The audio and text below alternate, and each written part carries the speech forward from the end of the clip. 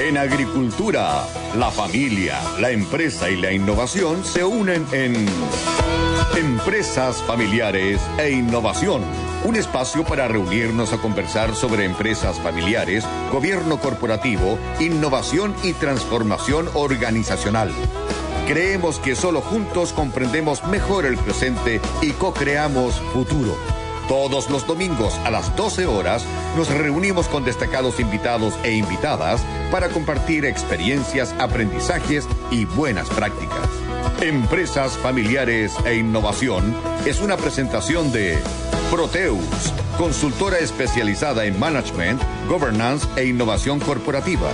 Conducen Gonzalo Jiménez y Alejandra Secarelli. Produce Victoria Uranga.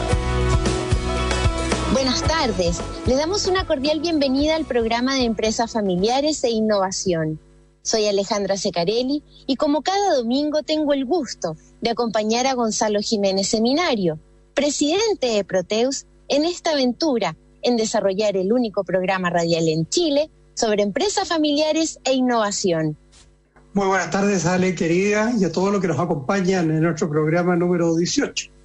Como el domingo pasado empezamos a celebrar el Día de los Niños y Niñas, que ojalá fueran todos los días, hoy quiero partir con un recuerdo artístico musical. Los que me conocen saben que tengo un fino oído musical, solo que tengo una pequeña voz de tarro que la acompaña, porque un 16 de agosto nació Madonna y murió el rey, The King, Elvis Presley y Aretha Franklin. Pero también en un día como hoy, pero de 1925, se estrenó en Nueva York La Quimera de Oro, The Gold Rush, una película muda, escrita, dirigida, producida y protagonizada por Charles Chaplin, que es considerada como una de sus obras más grandiosas, ¿no es cierto? De hecho, él mismo declaró varias veces que era la película por la cual más quería ser recordado. Así que vaya desde aquí nuestro cariño a Charlotte, El Vagabundo y Georgia, Su amor imposible. Dicen que vinimos a la Tierra a aprender a amar, así que me parece perfecto partir el programa desde esa energía, Gonzalo. Y desde ese lugar es que te quiero pedir, por favor, si podemos comentar sobre el webinar en el que participaste el viernes pasado, junto a Magdalena Díaz, gerente de la Asociación de Empresas Familiares de Chile. Claro que sí, mira, fue un webinar organizado por la Global Research Foundation for Corporate Governance, en el fondo una fundación que se dedica a investigar las mejores prácticas de gobierno corporativo en el mundo. Es una organización de la India y su foco fue cómo se ha venido constituyendo el gobierno corporativo en Chile primero y en Latinoamérica después. Y la idea fue que esto pudiera servir como un input a los académicos, directores y líderes de distintas compañías de la India que estaban presentes.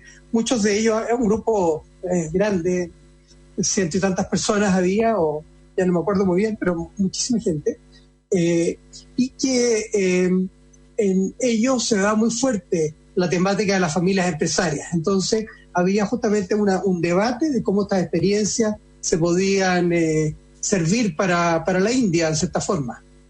Y de la misma manera que ellos te aprovecharon, me gustaría que te pudiéramos aprovechar para poder partir definiendo ciertos conceptos y no asumir que los entendemos todos de la misma manera.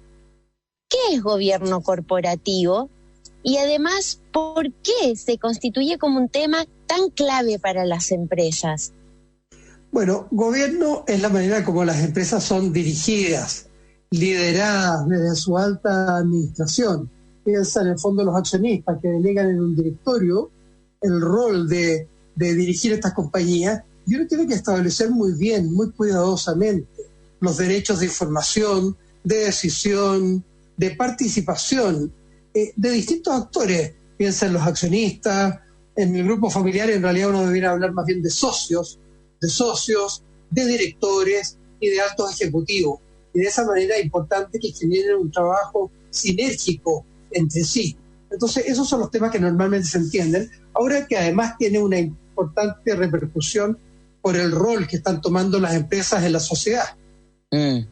Ok, entonces, esperamos un poquito, antes de entrar bien a lo del webinar y para entender el carácter internacional. ¿cuál es entonces el valor que le atribuyes a trabajar también con empresas familiares de otros países además de Chile? Porque puedo sospechar que hay desafíos comunes. Las empresas familiares tienen muchos elementos comunes alrededor del mundo. Siempre hay que recordar que la naturaleza humana, como dice Sara Sarasvati, triunfa por sobre la cultura. Entonces, más allá de sus diferencias de temáticas como el patriarcado, el rol de la mujer, la jerarquía de los seniors, etcétera, que son muy marcadas en unos casos u otros, los desafíos y las oportunidades y las potencialidades de los grupos familiares son muy similares y cruzan el globo. El webinar se centró en el rol que tienen los gobiernos corporativos para enfrentar los cambios sociopolíticos y económicos que viven los países.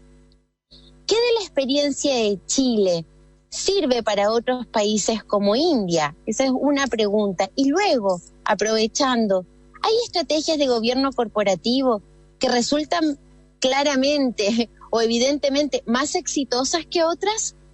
Usted me está sacando la pizarra hoy día, ¿eh? Estamos en día domingo. No. Que era un día más relajado, pero bueno. Más relajado. Claro. Te voy a responder, mira. A ver, la experiencia de Chile, primero lo que hacemos y lo que hicimos en ese webinar es que la proyectamos a América Latina. Porque en América Latina ha habido una correlación muy interesante con la situación de Chile, incluso con algunos movimientos internacionales.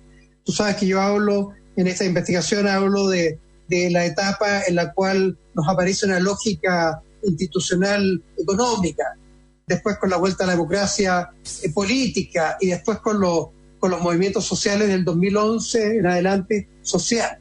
Bueno, Magdalena de hecho hizo un gran aporte en eso, en términos de mostrar que buena medida de lo que ocurre en Chile tenía un correlato con lo que se determina en el consenso de Washington y con toda la etapa más neoliberal que se empieza a adoptar en América Latina.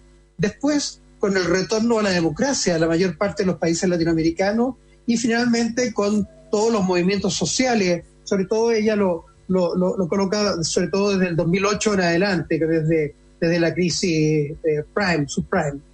Entonces, y lo interesante es que esto, cruzando el globo completamente, nos encontramos con una realidad muy similar en la India, y que por un lado ha habido integración política muy fuerte, lo que se le llama la puerta giratoria entre el mundo de la empresa y el mundo de la política desde siempre, desde los Gandhi en adelante, y los Gandhi, ¿no es cierto?, como familia.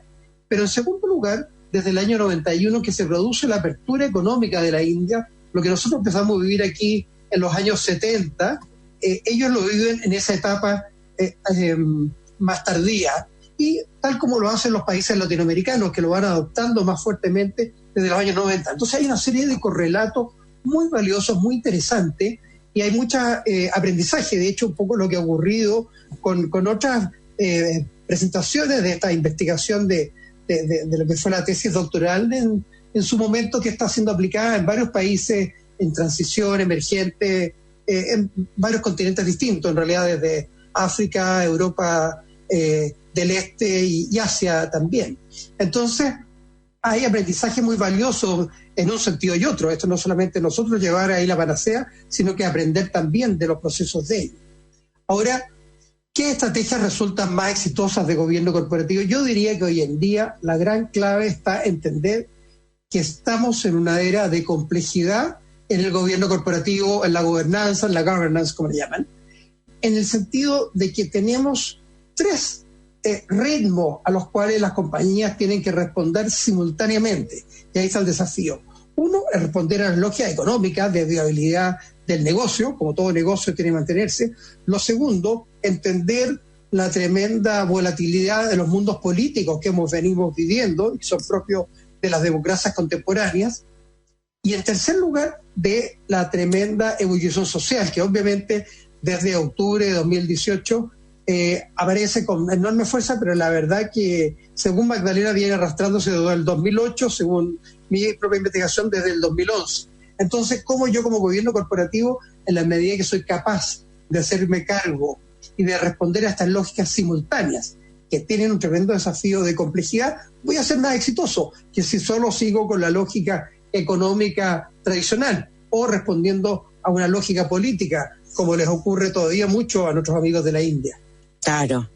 Y también entiendo de que hay otros que han hablado de que la governance de una empresa debe asumirse como un trío permanente entre la práctica, la teoría y el dilema.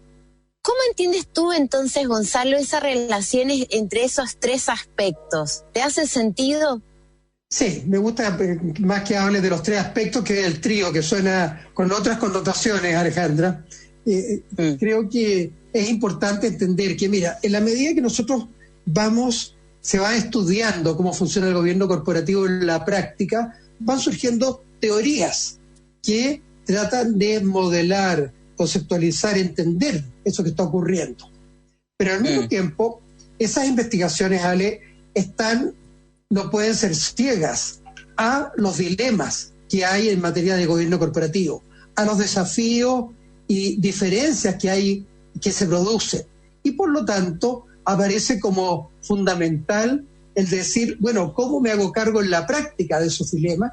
Y la teoría va aprendiendo. Entonces, de alguna manera, los tres elementos van retroalimentándose entre sí de una manera dinámica. Por lo tanto, el estudio del gobierno corporativo no puede ser solo teoría, tampoco es bueno que sea solo práctica, sino que hay que ir reflexionando y aportando, y eso fue un poco la intención de esta investigación, y por eso que se generan estos debates tan interesantes a nivel internacional. Claro, sin duda.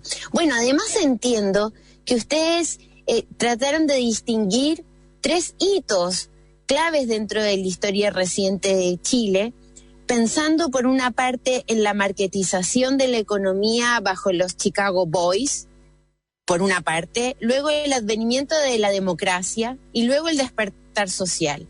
Y también reflexionando sobre esto respecto de la etapa actual, que al parecer no basta con solo competitividad y eficiencia, sino que además la empresa debiese ser un actor social legitimado. Y desde ese lugar entonces, ¿cómo es que se debería renovar o cómo se renueva entonces el contrato social con la comunidad? ¿Y qué elementos son particularmente importantes a tener en cuenta para co-construir una sociedad en el respeto? Bueno, yo creo que es una pregunta que va absolutamente al eje central, ¿no es cierto?, de la manera como se gobiernan las organizaciones.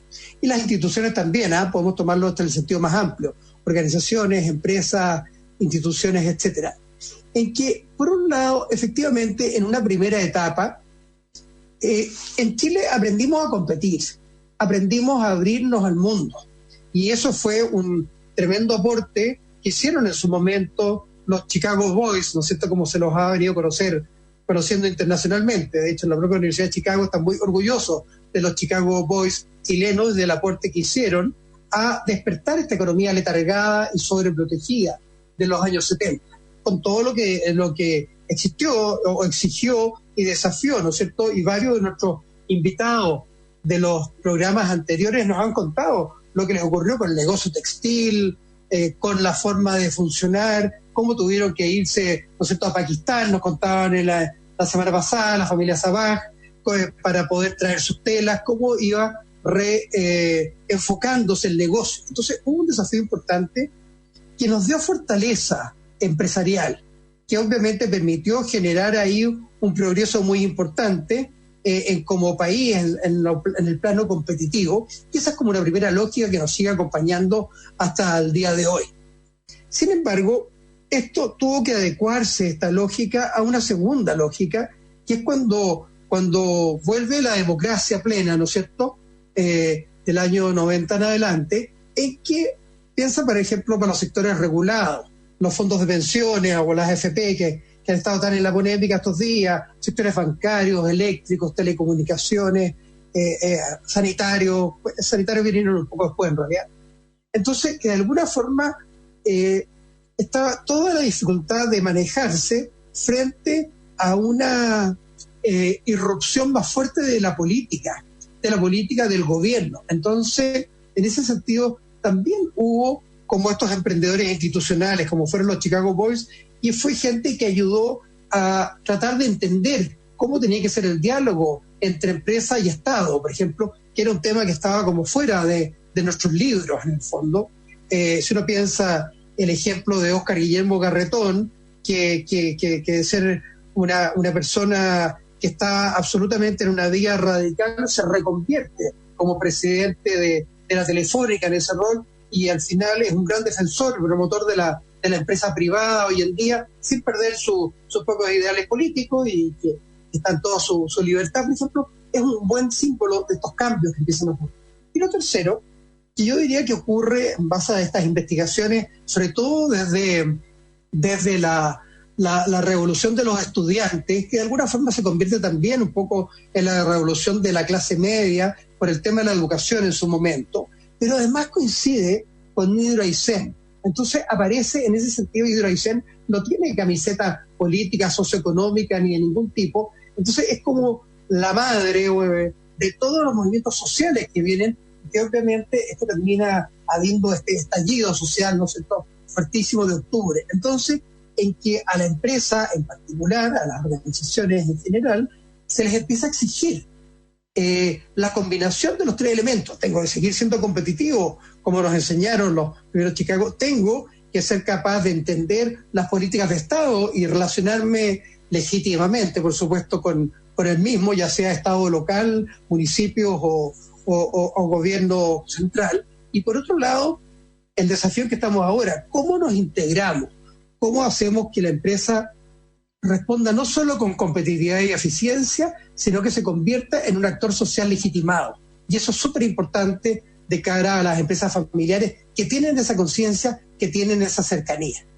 Ay, me encanta, Gonzalo, porque me has dado toda la oportunidad desde esa provocación y motivación para dejar presentado a nuestro siguiente invitado para el segundo y tercer bloque del programa. Él es Álvaro Khalaf Sanz, quien es fundador y CEO del Grupo Patio. No se muevan, ya volvemos en Empresas Familiares e Innovación con Gonzalo Jiménez Seminario.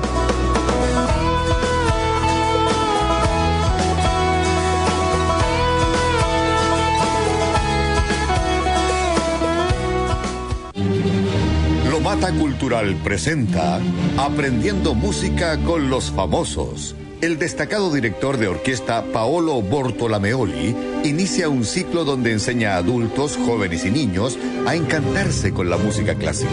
Paolo, acompañado del piano que él mismo interpreta, aborda obras de diversos compositores de manera lúdica y entretenida. Capítulos estrenos todos los martes de junio gratis en lomata.cl. En agricultura estamos en Empresas Familiares e Innovación con Gonzalo Jiménez Seminario. Ya estamos de vuelta y esperamos que sean muchos quienes se quieran sumar como auspiciadores en esta abertura por compartir aprendizajes sobre empresas familiares e innovación. Y como lo habíamos anunciado, hoy tenemos invitado de lujo, Álvaro Khalaf Sanz, quien es fundador y CEO del Grupo Patio. Ha liderado el desarrollo del Grupo Patio hasta convertirlo en un referente en la industria de renta inmobiliaria, con presencia en 4 países, Chile, Perú, México y Estados Unidos, y diversificado en distintas divisiones, comercial, oficinas, bodegaje, residencial, capitales, hoteles. Es presidente además del directorio para Latinoamérica y del Caribe de International Chamber of Shopping Center y director de la Cámara Chilena de Centros Comerciales. Muy bienvenido, Álvaro. Una alegría que seas parte. Esta era una expectativa que teníamos hace mucho tiempo de invitarte a este espacio radial en que compartimos aprendizaje sobre empresas familiares, sobre emprendimiento e innovación y el rol que ustedes han jugado como desafiantes de esa industria hace que sea muy interesante poder contar con tu testimonio. Así que muy bienvenido. No, primero agradecer, Gonzalo, la invitación, Alejandra. Yo sin duda que vengo a aprender mucho de ti, Gonzalo. Lo que escuchamos en el primer bloque fue muy interesante. La verdad que uno aprende muchísimo con tu experiencia, con tu expertise, así que gracias, y también agradecer mucho a Alejandra por esta invitación y encantado de poder participar con ustedes. Lo único que quiero recalcar que la presentación de Alejandra fue demasiado, con mucha fanfarria, de lujo, yo no sé qué tan de lujo, y bueno, y yo soy uno de los fundadores, junto con mi padre, mi hermano y mis otros socios con los cuales partimos también en su momento, así que, pero con muchas ganas, y me ha tocado estar en esta compañía y feliz de poder participar y aprender de ustedes todo lo que se pueda en este espacio. Bueno, me encanta, un privilegio para nosotros tenerte. Y para entrar en materia, quisiera por favor que me siguieras con la siguiente reflexión. Detrás del crecimiento vertiginoso del Grupo Patio está en el origen de la historia familiar tu padre, Sergio Jalaf, que logró ser un exitoso empresario, pero que partió de una manera particular, como vendedor viajero de guantes de lana. ¿Qué hay de cierto en esto que yo digo, Álvaro? Bueno, mi padre fue emprendedor toda su vida y un gran empresario, y le tocó partir y hacer distintas tareas. Él desde muy chico también, que fue muy motivador y muy empresario, logró armar varias compañías, en distintas industrias, y él le tocó la primera parte de todo este tema. Así que nada, mi padre un gran ejemplo, un gran maestro también, y todo, yo te diría que en gran medida se lo debo a él, mi aprendizaje, y en haber empujado a poder siempre estar. Ayer comentaba el otro día ahí de una reflexión de el enseñarte a comer pescados y enseñarte a pescar los pescados. O sea, yo creo que es la clave en la vida, y es una analogía probablemente muy sencilla, pero que lo refleja todo. O sea, y después entregarte la caña para que tú los puedas pescar. Yo creo que ahí está la virtud de mi padre, que junto con mi hermano hemos estado aquí también metiéndole mucho, Antonio, y bueno, y mis otros socios gestores también que han estado conmigo, como son Cristian Penichetti y otros que se fueron incorporando en el camino también, Pablo Manrique, y bueno, después también podríamos nombrar a todos los socios accionistas de la compañía, que son muchas familias, y es por eso que también nos atiende un poco esto al centro de la familia, ¿no es cierto? Hoy día esta compañía es una compañía que está formada por varias familias, dentro de una de ellas somos nosotros, y hay varias más, digamos, que participan y activamente en ella, como es Eduardo Elberg, la familia de Paola Luxich, Roberto Humor, la familia Camis, los socios gestores también, ¿no es cierto?, que ya mencioné anteriormente, que también son socios de la compañía, y eso también te hace tener un foco familiar muy, muy potente. Y nada, solamente agradecimiento a mi padre, a las enseñanzas, agradecimiento a su empuje que tuvo toda su vida hasta el día de hoy. Nosotros lo tenemos considerado a él como el follow-up, como se le dice, porque está permanentemente haciendo seguimiento a todos los temas, y eso no va a parar nunca, pero también tuvo la virtud de dejarnos, cuando llegado el momento de decir, por favor, o sea, en el fondo avancen y sigan, no quedarse ahí, pero por supuesto que está permanentemente al día en todos los temas y haciéndole follow-up a las cosas. Bueno, también entiendo que cuando eras chiquito con tus hermanos iban a la fábrica del papá, trabajaban en los veranos también, como muy permeados como familia en torno a los negocios, casi como algo natural. Sí, bueno, todos los veranos eran pegados en la fábrica, en la importadora o en la inmobiliaria, donde fuera. También me tocó ser vendedor de tiendas, por supuesto, varias veces, y la verdad que en mi caso yo lo hacía con mucho gusto. O sea, me encantaba cuando llegaba la época, llegaba ese diciembre y uno podía partir a acompañar al papá y trabajar. Y ahí tengo una anécdota muy buena que puedo contar, que me recuerdo una vez que lo esperé para que me llevara en la mañana, y le dije, ya voy a trabajar todo este mes, ya. Entonces, bueno, por supuesto que todo esto también tenía una remuneración, y con eso después nos podíamos ir de vacaciones con los amigos, lo que fuera. Entonces yo me quedé esperándolo esa mañana, y cuando me ve en la puerta de la casa que lo estaba esperando, pero se enojó muchísimo y me agarró y me dijo, ¿cómo se te ocurre que me estás esperando? Tú tienes que estar en la fábrica hace 40 minutos. en micro partí y adelante, o sea, y te quiero allá, o sea, y después era así, y bueno, y si quería volverme con él, tenía que esperar hasta las 9 de la noche, porque él salía 1:15 para las 9 a la casa, entonces al final tenía que, vale, te las por ti solo, y la verdad que en eso, bueno, hay muchísimas anécdotas y seguro mis hermanos también tienen otras muchas anécdotas que contar, pero muy interesante cómo nos pudo inculcar todo eso. El esfuerzo. Qué interesante, pues, sí, te escucho, Álvaro, y como que me vienen dos reflexiones, ¿eh? Por un lado, el valor, y esto pensando en todas las familias empresarias que nos escuchan, ¿no es cierto?, hoy día, el valor que tiene la propiedad emocional, que es el tema de, a lo mejor no eres dueña de ninguna acción, y menos a esa altura, ¿no es cierto?, pero hay una conexión emocional que se va generando, y bueno, con los negocios que además puede ser las fábricas, pueden pasar a ser otros negocios, como ha sido en el caso de usted, pero es una conexión emocional con el negocio, con la familia, con el esfuerzo y el trabajo que se está haciendo. Eso como que yo leo por un lado, que me parece muy valioso, muy ejemplificador para muchas familias. Y lo segundo que leo, en este mensaje, en este reto de tu papá y un poco de la regla, el hecho de decir el negocio está primero, que es una muy buena práctica, ¿verdad?, para las familias empresarias. Porque cuando uno pone el negocio primero, significa que uno tiene que estar a la altura de esa exigencia. Y no es simplemente poner a la familia primero. Entonces, si soy la familia primero, bueno, puedo ser un hijo de mi papá y tengo los horarios que quiera y hago lo que quiero. Pero cuando pongo el negocio, significa poner una disciplina, un rigor y una autoexigencia muy fuerte. Y la experiencia nuestra, las familias más exitosas, más respetadas incluso, colocan primero los negocios y ellos se ponen a la cola de todos estos stakeholders, agentes de interés, incluyendo los colaboradores, socios y otros, ¿no? Bien, otra frase de mi papá, en el fondo, que hay que tener suerte en los negocios, pero para que llegue la suerte hay que trabajar desde muy temprano hasta muy tarde todos los días. Y de repente va a llegar la suerte. Perseverancia, es convicción y es trabajo duro y, por supuesto, el respeto por todo.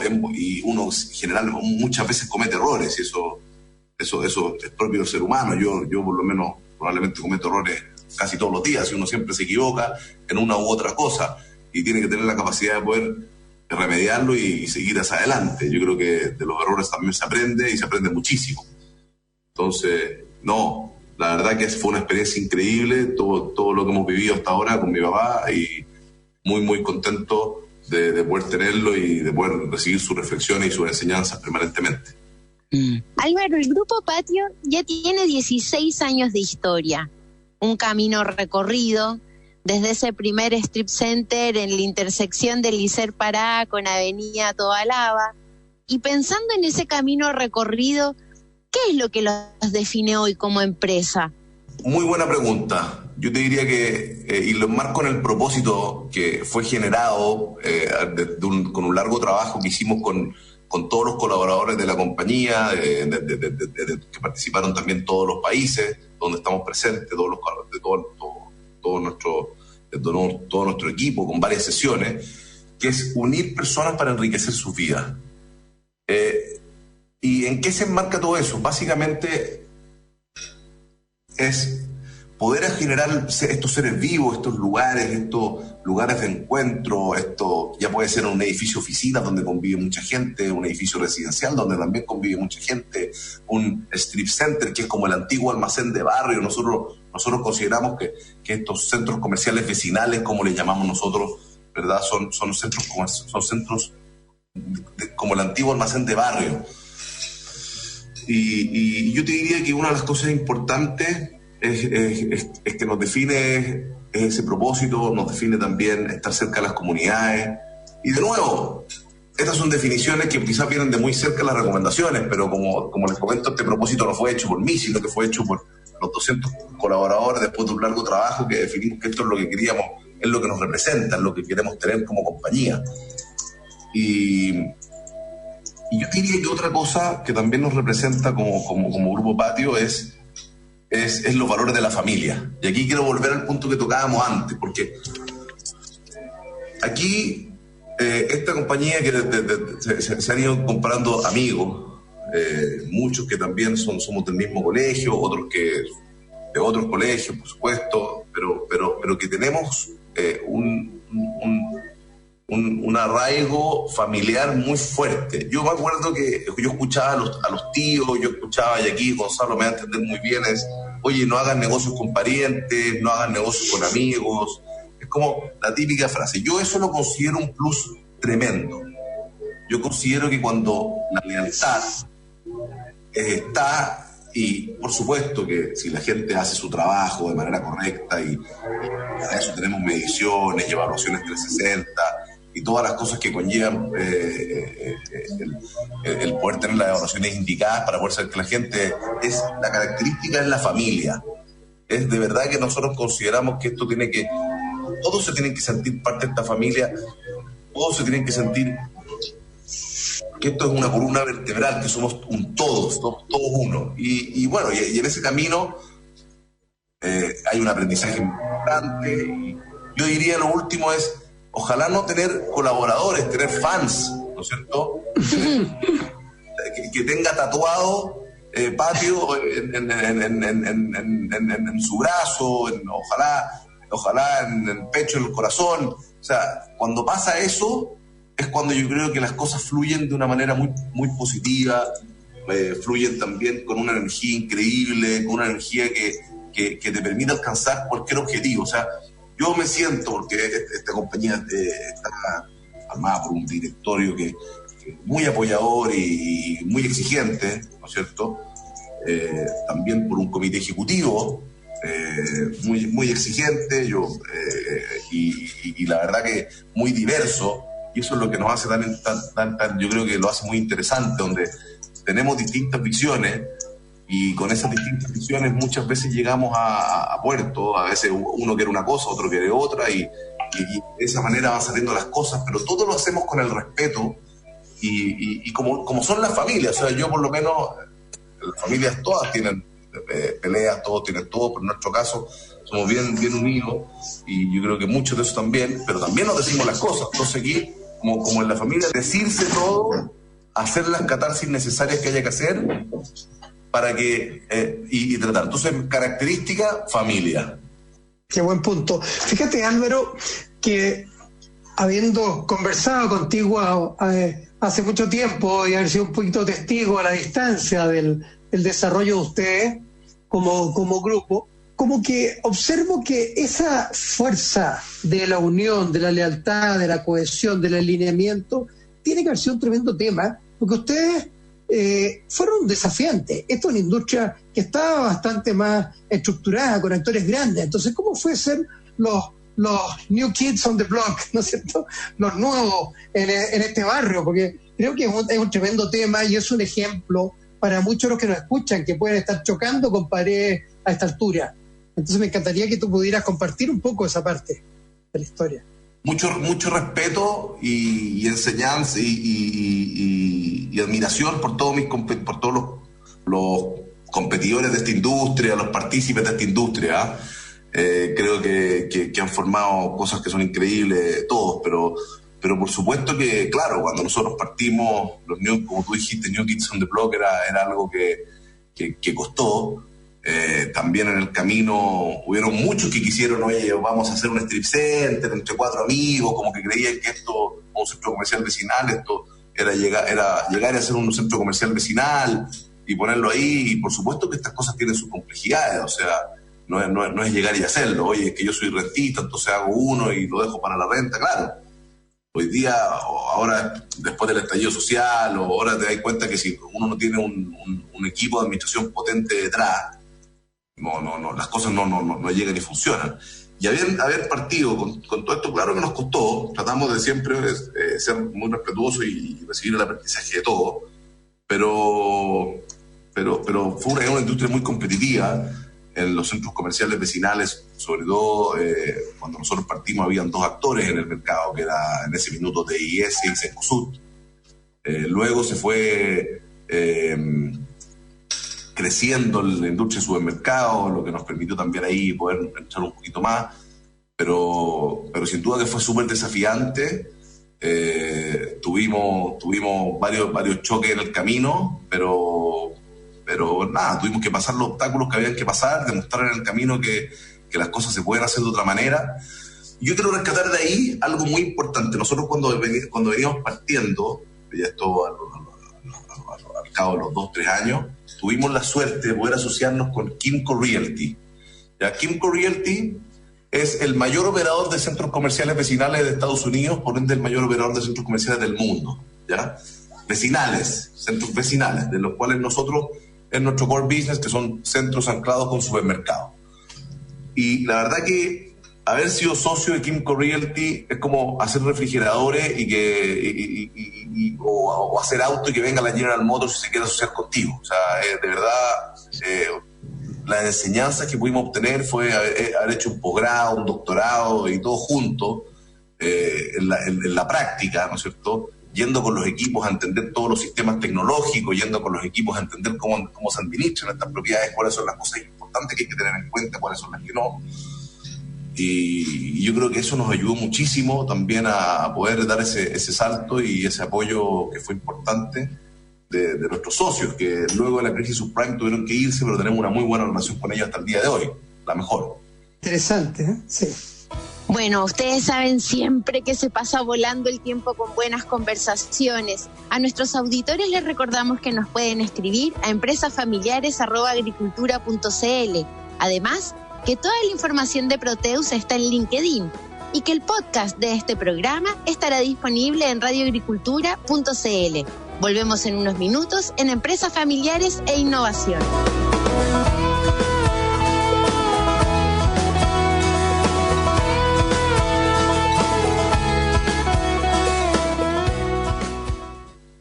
¿Te apasiona el séptimo arte y quieres llegar más allá con tus trabajos y ampliar tus redes? Inscríbete y participa en VitaFest, el Festival Internacional de Cortometrajes de Vitacura. Ficción, documental, videoclip, celular ficción y nanometraje son las categorías que premiará esta versión. Inscríbete en vitacuracultura.cl. Tienes plazo hasta el 9 de octubre. No te quedes fuera. VitaFest, el Festival Internacional de Cortometrajes de Vitacura. En Agricultura estamos en Empresas Familiares e Innovación con Gonzalo Jiménez Seminario.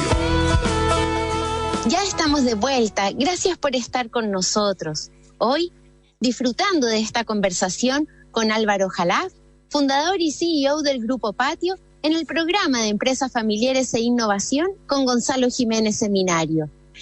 Álvaro, se nos pasa el tiempo volando, pero es imposible no poder preguntar sobre la pandemia por el contexto, ¿verdad?, del COVID-19 que nos ha afectado a todos y que en distintas formas también se enfrenta a nivel empresarial. El Grupo Patio dio una señal potente hace unos meses al plantear de que era tiempo de la otra utilidad y tomar medidas distintas en función de apoyar a los arrendatarios, a los colaboradores, a la suspensión temporal de ciertas rentas, a apoyar a la obtención de créditos y muchas otras iniciativas. ¿Cuál ha sido el resultado y cuáles de esas medidas siguen actualmente vigentes? Gracias, Alejandra. Yo te diría que las medidas que tomamos, solamente para recordarlas, ¿verdad?, fue no cobro de arriendo mientras la autoridad sanitaria no permitiera abrir los locales o los locales se mantuvieran cerrados, a todas nuestras pymes ubicadas en nuestros centros comerciales vecinales, el poder obtener créditos a tasa cero a través de una fintech que se llama Crédito, que está entregando estos créditos en estos meses. Ya hemos tenido no todos los que quisiéramos haber entregado, pero vamos avanzando. Y yo diría que un último tema que hicimos con nuestros clientes, socios estratégicos, ¿no es cierto?, son las asesorías emocionales, que han sido un éxito, las mentorías y coaching empresariales, ¿no es cierto?, porque la verdad que nosotros fuimos pymes, nosotros estuvimos ahí, nosotros sabemos lo que es tomar una decisión cuando uno está bajo presión, y la verdad, como muy bien dijo también Gonzalo al inicio, en estos momentos es cuando más se van a ver, lo leí creo también en tu columna, Gonzalo, ahí es donde se van a ver cómo los directorios, los gerentes, los equipos toman correctas decisiones. Y es por eso que hemos tratado de estar con ellos, ofreciéndoles este tipo de asesoría financiera, coaching y asesoría emocional, que han sido muy potentes. Sí, se siguen dando, vamos a seguir hasta todo el tiempo que sea necesario y que creamos que realmente estén cumplidos nuestro objetivo.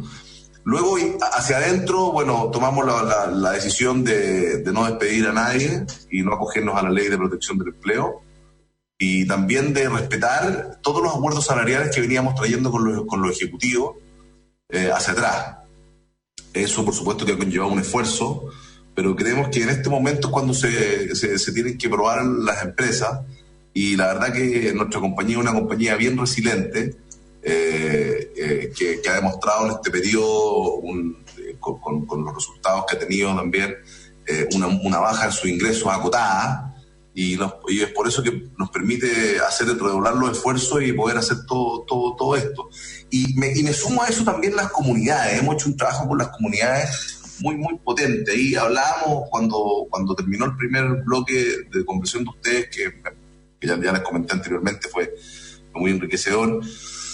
El cierre fue con las comunidades, y la verdad que nosotros venimos haciendo un trabajo como compañía transversal, porque no es más que un área de comunidades o un área esto. Nosotros no tenemos un área de comunidades, tenemos, por supuesto, hay un líder, hay un equipo de trabajo, pero somos todos, tenemos que estar con la comunidad. O sea, hoy día cuando aprobamos un proyecto, ¿cuál es el impacto que ese proyecto va a tener en la comunidad?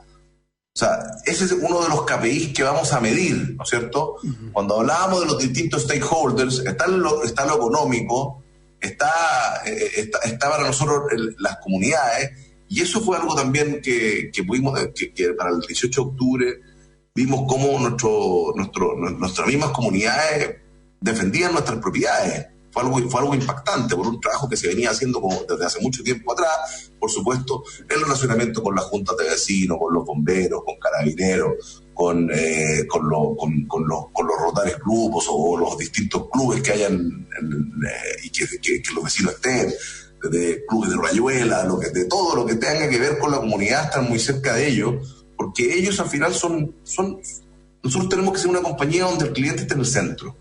Y obviamente que en el camino hemos aprendido mucho y hemos cometido errores, y probablemente, como dije antes, vamos a seguir cometiendo y tenemos que ir mejorando cada vez. Pero esta es una compañía que tiene que tener al cliente en el centro. Al cliente en el centro. Y hacer los máximos esfuerzos porque eso esté así siempre. Ahora, qué interesante cuando tomas eso, porque me hace pensar en realidad en la empatía corporativa. Palabras que no están muchas veces en la misma frase. Empatía y corporativa o compañía, y que se conecta muy bien con un premio Nobel en Economía que yo personalmente admiro mucho, y siempre que lo leo me entrega nuevas nociones. Herb Simon se llama, y que habla del altruismo inteligente, en que, ¿no es cierto?, yo hago algo por los otros sin esperar la vuelta corta, ¿no es cierto?, de que voy a ganar a cambio, y se va generando en esta especie de cadena de favores una sinergia que ya no eres un injerto extraño e ingrato y egoísta en el entorno, sino que es más bien uno de nosotros. Entonces me explica muy bien eso que hablas tú de cómo la propia comunidad te integra. Ahora, se requiere un espíritu muy especial, porque muchas veces la gente ante estas situaciones más bien se defiende, pone la culpa, pone el problema afuera, en vez de decir ¿qué hago yo? O cómo me anticipo. Me parece que usted ha sido bien consistente en eso, ¿no? Sí, mira, sí, podríamos, quizás siempre hay oportunidad de mejora y tenemos que ser cada vez más exigentes para poder ir mejorando, pero desde que partimos construyendo, cuando construimos localidades, no sé, por mencionar algunos, Padre Las Casas, por ejemplo, Rahue en Osorno, ¿no es cierto?, que son comunas donde hemos estado, donde estamos presentes, el por qué tener que hacer un centro comercial vecinal con los menores costos. Si uno puede entregar algo a la comunidad que sea amigable con el entorno, ¿no es cierto? Y eso creemos que tiene que ser clave. O sea, ahora mismo estamos terminando un proyecto muy interesante en Talcahuano, donde estamos haciendo un concurso y queremos hacer un concurso público para definir la fachada con artistas locales, dejar murales. O sea, lo que más queremos es que la comunidad se sienta parte y se sienta comprometido. Un ejemplo de eso, ¿no es cierto? Por supuesto, es nuestro proyecto La Fábrica, que es un proyecto que tenemos en San Joaquín, que es un uso mixto, que tiene muchas etapas, donde contratamos a Sir Norman Foster, un arquitecto muy reconocido a nivel mundial. Y claro, contratar a Norman para hacer un proyecto en Vitacura o para hacer un proyecto en Las Condes es muy fácil, pero porque uno va y probablemente vaya a decir la rentabilidad viene al tiro, viene esto ahora. Pero contratar a Norman Foster para que haga un proyecto a 600 metros de la legua, insertado en la comuna de San Joaquín, en el corazón de San Joaquín, requiere un esfuerzo adicional. O sea, un arquitecto como ese, ustedes saben lo que implica. O sea, y la verdad que ha sido un proceso de aprendizaje, un proceso enriquecedor con él increíble. Y tratar de hacer una ciudad un poco más justa, o sea, invertir en San Joaquín haciendo algo de clase mundial, algo que realmente que las comunidades se inserten en ella. Estamos trabajando y esperamos que así sea. Ojalá poder tratar de hacer todos los edificios de madera. O sea, tenemos un bloque de edificios que van a ser una cantidad importante de departamentos, que queremos que esos edificios se construyan de madera. ¿Y eso qué significa eso? Eso significa amigable con el medio ambiente, amigable eficiente, requiere, y por supuesto hay un tema de costo. Y estamos haciendo todos los esfuerzos posibles para que, a pesar de los costos, poder llevar a cabo ese proyecto. Entonces yo diría que cuando uno habla de comunidades y habla de insectos, uno tiene que verlo desde ese lugar. O sea, aquí no se trata de, oye, no, que lo voy a ver, y como tú muy bien dijiste, yo creo que esto se trata de hacer las cosas de manera distinta cuando uno va a hacer un proyecto para tener una aceptación y ojalá, de nuevo, un fan, porque me gusta mucho esa palabra, porque yo creo que es lo que nos tiene que determinar. O sea, aquí, y cito aquí a Agustín Solari, que él lo cita de otra persona, pero a él se lo escuché, que decía fans, no clientes. Y eso yo creo que tiene que ser la clave, y esto es lo mismo. Y nuestros clientes están en nuestro entorno. Entonces, ¿por qué no hacerlos partícipes de este proyecto, partícipes de todo? Y este proyecto es algo emblemático para nosotros porque requirió que el directorio estuviera de acuerdo, ¿no es cierto?, que el comité estuviera de acuerdo, y sin duda que no hubo. La verdad que fue muy fluido, porque hacer un proyecto de estas magnitudes en la comuna de San Joaquín, que va a cambiar la comuna, porque eso es lo que va a pasar, va a cambiar la comuna completamente. Esperamos que, y eso lo vamos a poder ver reflejado cuando esté terminado, pero lo que se está viendo, lo que estamos proyectando, la verdad que va a ser algo muy, muy importante. Claro, ahora yo noto ahí dos cosas interesantes. Primero, una empatía. Tú dijiste hace pocos instantes que ustedes también fueron pymes y que sus clientes son pymes. Entonces hay ahí un tema de identidad común. Muchas veces uno hace las cosas por la consecuencia que va a tener, ¿no es cierto?, la lógica de la consecuencia, pero hay otra segunda lógica que a veces es más poderosa, que es la lógica de la naturaleza de uno. El Quijote, cuando hace lo que tiene que hacer, según él, aunque sea locura, no está pensando en las consecuencias, está pensando en su lógica de su naturaleza, de su identidad. Entonces, siento que ahí hay algo de ustedes muy, muy como único, como singular. ¿Cómo lo explicas eso, Álvaro? Yo lo explico de nuevo. Yo creo que el grupo humano que tenemos, de los socios gestores, del gobierno corporativo, de los accionistas de la compañía, todos muy ligados con este propósito, con hacer las cosas de una manera diferente o de una manera que sea empática. Me gustó esa palabra. Y por supuesto, como te lo digo, yo creo que oportunidades de mejora nuestras siempre vamos a tener, y probablemente algunas veces nos equivocamos, y de esos errores aprendimos. Y es el arte de poder ir mejorando y ir cada vez superándose a uno mismo. Pero yo lo explicaría en eso. Yo creo que la familia, el espíritu y la enseñanza. Mi mamá es una mujer muy, muy empática y también nos ha inculcado mucho eso. Y yo te diría que todos, el resto de todos, o sea, la Paola también, ella muy fuerte involucrado en estos temas. Y mi hermano también muy involucrado en estos temas. Y yo te diría que son cosas que nos han marcado desde un inicio de tratar de hacer las cosas de manera diferente. Que sin duda que son valles que hay que ir superando, porque no siempre son vientos que soplan a favor. Pero hay que luchar y ajustar las velas para que ese viento al final nos termine funcionando.